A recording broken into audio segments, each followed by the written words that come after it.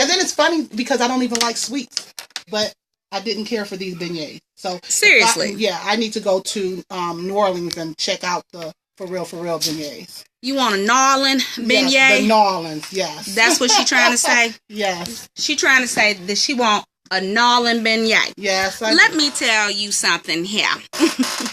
When I tried those beignets, I particularly like the fact that we ordered 2 different types. We ordered the one had powdered sugar and one had chocolate and raspberry. The other had the dark chocolate and raspberry. That one was delicious. That stood out. That was incredible. So I don't even know what she over there talking about. It wasn't. I don't know what she's talking about. I think because I cook so well, I'm not impressed with a lot of things. That's just, it has to be that, because I wasn't impressed with the beignets. They were so dense and they were kind of flavorless. I wasn't impressed. She is not a sweet person. I'm not. She likes savory. I do. I love savory. Her opinion don't count. That's not fair. Okay. Other than that. Cut that one. Other than that, we had a delicious taste of Delectable. Now, I didn't make that Delectable. Betty did. And what she put in it, oh my goodness. It was called a comfort bowl. But of course, me being me, I did add some extras. That is just how I like to do. It had jalapeno dressing. It had barbecued brisket. Was it barbecued brisket or pulled pork? It was the brisket. I had onions and grilled pepper, and I had it topped with it was supposed to have been a pie crust. It was good though. It was so good. Ooh, it was so really good. Ooh, it was so good. It was so good.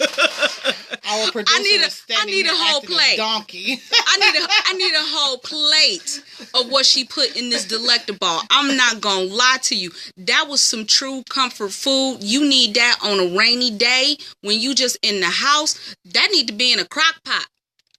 It was okay. Again, it was not something that I would say, oh, you have to go and buy this. You have to go and try this. You have to go and taste it. It was okay. But reason being mainly is because I do not like sweet barbecue. I don't like sweet barbecue. She like tangy. So if it's sweet barbecue, I just kind of shy away from it. But it was plenty. It was filling. It was plenty. It was made well. But I'm just not a fan of sweet barbecue. So I wasn't excited about the Delectable. But they made it well. And it was plenty. I think that it was a very good deal for it to be a nice comfort bowl and for it to be $8. Yeah. That was an excellent portion of food. It did fill you. It wasn't like it was an appetizer or like it was scrawny any type of way.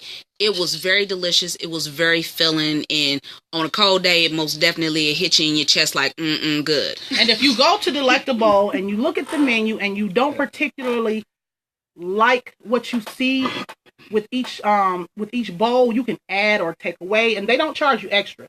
So that is a good thing. You can add to it or you can take away from it, make it your own way, and they won't charge you anything extra. So that is a good thing. I will say that because I like big bowls of stuff. I like scrawny stuff. I like big bowls. I like stuff. But like I said, it was okay. It was made well. It tasted pretty good, but I'm just not a fan of the sweet barbecue, so that kind of threw me off just a little bit. What would you plate rate that? I would say maybe 3.5 plates, if I had to say, simply because of the sweetness. Everybody has sweet barbecue, and I don't understand why. I like the tang. I don't like sweet barbecue. For me, that would definitely be a 4 because it was hitting the spot. Mm-hmm. Yeah, we kind of agree. 3.5 and 4, close enough. Okay. Well, next tasting that we did at the food truck rally was from Rolling Stone Wood Fired Pizza. Oh my God! Wait a minute. So we assumed that this would be there was actually a stove inside of the truck. Food truck. There was an actual stove, a fire, like they were pumping out fire from the coal or the wood or whatever they used. I can't even believe this place. And a small pizza, which is about the size of my 2 palms put together, was $9. It was a personal pan pizza. It was pretty much a personal pan pizza. And so I was trying it first, and when Lucy comes up, she says, well, how was the pizza? I said, So she tastes it, and she goes, this tastes familiar. This tastes familiar. And I said, well, what does it taste like? I could not place it for the life of me until I was about a good 3 bites in. And let me tell you what exactly rung my taste flavor bell. It's not a good thing. Oh my God.